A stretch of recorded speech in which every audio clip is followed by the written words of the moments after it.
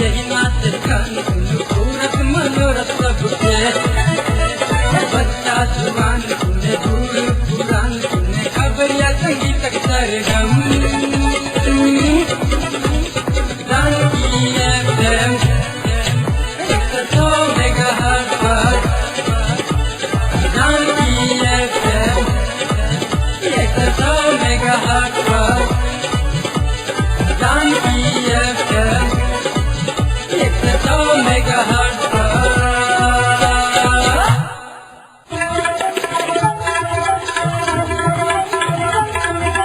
नमस्कार, Janaki FM 106 megahertz तक जानकी समाचार में अपने के स्वागत है। इस रात को सुना जाओ समाचार।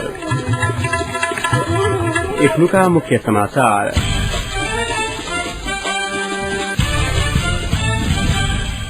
पृथ्वी राजमार्ग अंतर्गत धादिंग के भूमि स्थान में आयोजित सवारी दुर्घटना में 12 के प्राण गेल, 35 गोटे घायल। प्रधानमंत्री भट्टराई देशद्रोही रहल एमाले वरिष्ठ नेता नेपालक आरोप। अपन पार्टी संविधान सभा के निर्वाचन में जाय तैयार रहल एमाले अध्यक्ष खानालक खुलासा। पश्चिम क्षेत्रीय जलविद्युत आयोजना निर्माणक लेल थप वादा कर नेपाली टोली आईसीएम पक्ष। आरटीसी और शिक्षक समिति आज सरकार के बुझौला ज्ञापन पत्र।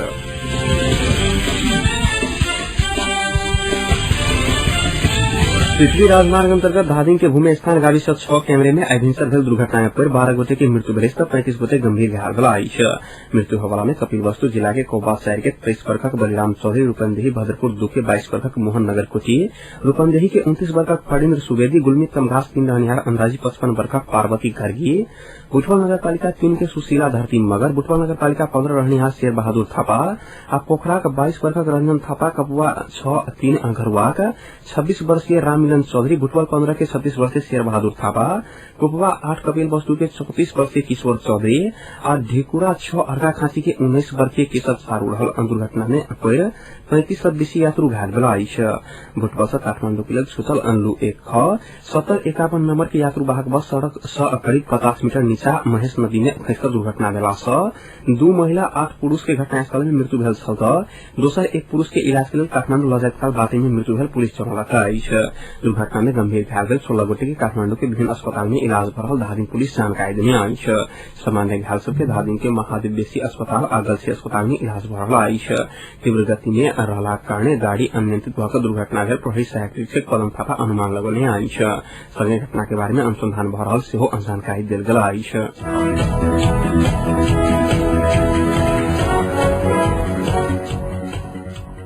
नेकपा एमाले के वरिष्ठ नेता माधव कुमार नेपाल अपन देशक चाबी दोसर देश के रहल अभिव्यक्ति देवाला प्रधानमंत्री डाक्टर बाबूराम भट्टराई देशद्रोही रहल गंभीर आरोप लगौने छथि। देश के राष्ट्रीय स्वाभिमान संग जुड़ल व्यक्ति 1 मिनट में सेहो कुर्सी पर बैसक अधिकार नहीं रहल बात में जोर देने छलखिन।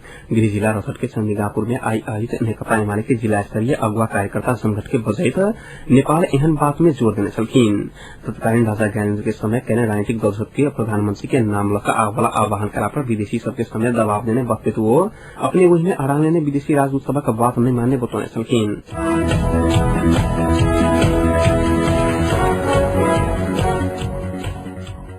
सूचना तथा संचार मंत्री राजकिशोर यादव दल से बीच सहमति नहीं होने वर्तमान सरकार के कोनो भी हालत में राजीनामा नहीं देत बतौने विराटनगर के कार्यक्रम में सहभागी होने के क्रम में विराटनगर विमानस्थल में पत्रकार संग बातचीत करे तो संविधान निर्माणक विवादित विषय एवं राष्ट्रीय सहमति के सरकार के नेतृत्व के ताही विषय में निष्कर्ष नहीं लागत है सरकार राजीनामा नहीं देत बतौने वो सरकार परिवर्तन से बेसी जनता के संविधान असंहिता विषय में दल से बीच सहमति होकर के आवश्यकता में जोर देने छलखिन।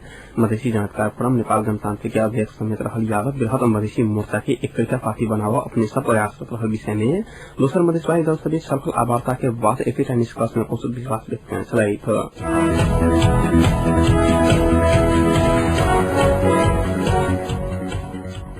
नेपाली कांग्रेसक उपसभापति रामचंद्र पौडेल सहमति के लिए प्रधानमंत्री डाक्टर बाबूराम भट्टराई नेतृत्व के सरकार के हटावा दबाव देवा पर बतौने छलथि। नेपाल प्रेस यूनियन कास्की आई पोखरा में कहने पत्रकार बैठक में पौडेल वो सहमति भेला पर सहमति से सहमति नहीं होगा सरकार पर आंदोलन से भेला बालू सरकार पर बतौने छलथि। कखनो लगाको आ कखनो शिविर के बात कर प्रधानमंत्री सहमति के वातावरण बिगाड़ने उपसभापति पौडेल के आरोप छलाइन।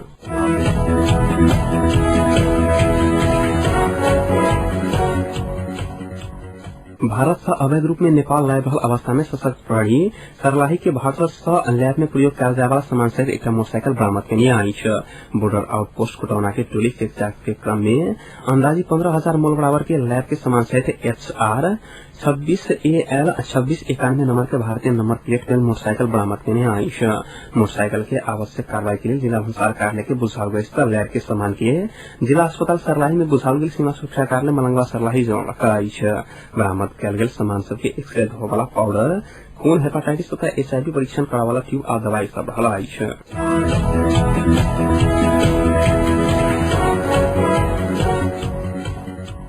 प्रधानमंत्री डॉक्टर बाबूराम भट्टराई संग नेपाल भ्रमण में रहल ऑस्ट्रेलियाली विदेश सहायक मंत्री रिचार्ड मार्लेस भेंटवार्ता केने छथि।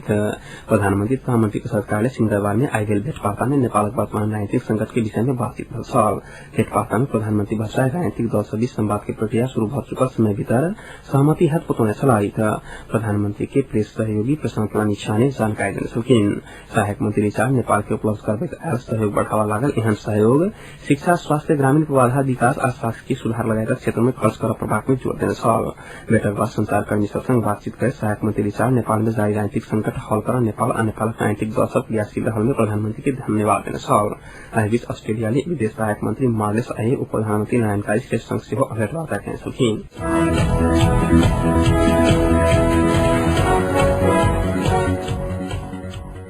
नेकपा एमाले के अध्यक्ष झलनाथ खां अपन पार्टी संविधान सभा के निर्वाचन में जाय तैयार रहल खुलासा केने अछि। पार्टी स्थायी समिति किछु दिन पहिने बैसल विस्तार से संसदीय निर्वाचन में जाय के निर्णय कयला बादो सहमति के सरकार गठन कर संविधान सभा के चुनाव कयल जा सकबाक अध्यक्ष खनाल के कहब छलनि।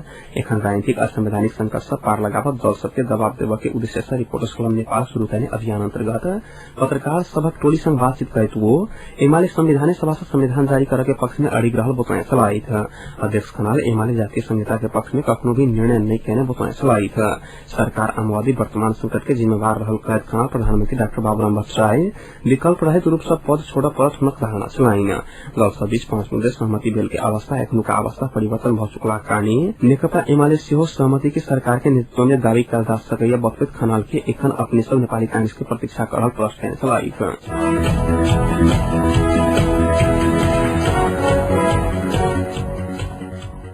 पश्चिम सेती जल विद्युत योजना अंतर्गत निर्माणक लेल थप वार्ता कर नेपाली टोली आई चीन पहुंचल अछि। समझदारी भेल 5 महीना में समेत काज बन सकला बाद योजना निर्माणक सीमा पौने 3 एंकर संग वार्ता कर नेपाली टोली आई बेनिक प्रस्थान केने अछि। ऊर्जा सचिव हरिराम कोइराला नेतृत्वक नेपाली टोली में प्रधानमंत्री के आर्थिक सलाहकार रामेश्वर खनाल आ लगानी बोर्ड कार्यकारी अधिकृत राधेश पंत समेत सहभागी छथि।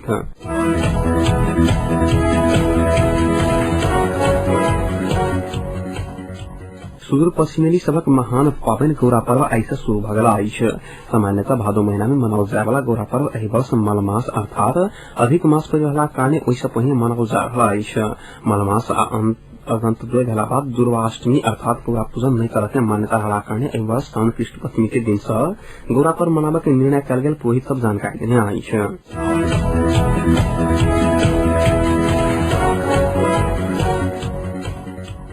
अपन विभिन्न मांग सहित आंदोलनरत नेपाल पीसीएफ शिक्षक संघर्ष समिति आई नेपाल सरकार के विभिन्न निकाय में ज्ञापन पत्र बुझौलक अछि। अपन विभिन्न मांग सब सहित काठमांडू पहुंचल पीसीएफ शिक्षक सबक टोली आई 7 दिने अल्टीमेटम सहित विभिन्न सरकारी निकाय में ज्ञापन पत्र बुझौने अछि।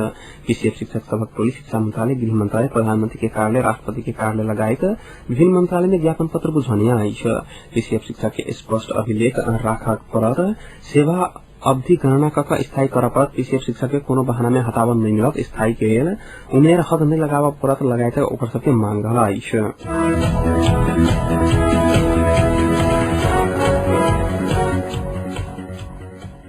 तापक्रम एखन जनकपुरक तापक्रम 33 डिग्री सेल्सियस रहल अछि।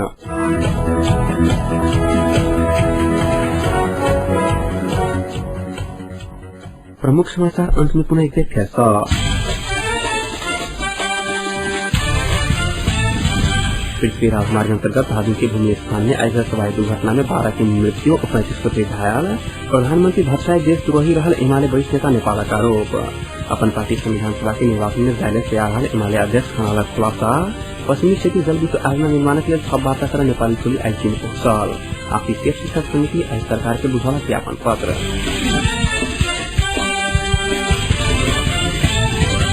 आई संग आज जानकी समाचार इतने संपन्न हो गए। समाचार कक्षा संपूर्ण सहकर्मी के संग हम राजन आज्ञा साहब समाचार दोषर टीम के संग कैलपुर उपस्थित अव्यता कर प्राधिक सुनते जानकी थे 106 मेगाहर्ट्ज। नमस्कार।